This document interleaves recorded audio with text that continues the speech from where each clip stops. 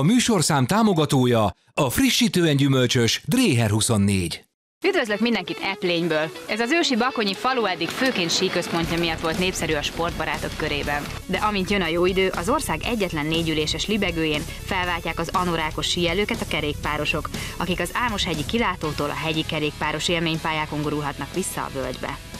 Szerencsére a helyszínen beszerezhetjük a túrákhoz megfelelő bicajt is. Itt mindenki megtalálja a hozzá leginkább illő terepet. Ha a családi pályáknál izgalmasabbat szeretnénk, de a downhillhez még nincs elég merszünk, akkor érdemes kipróbálnunk a cross pályákat.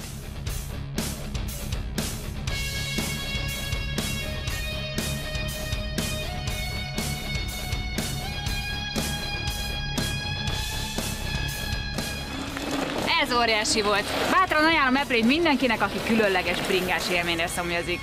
A műsorszám támogatója a frissítően gyümölcsös Dréher 24.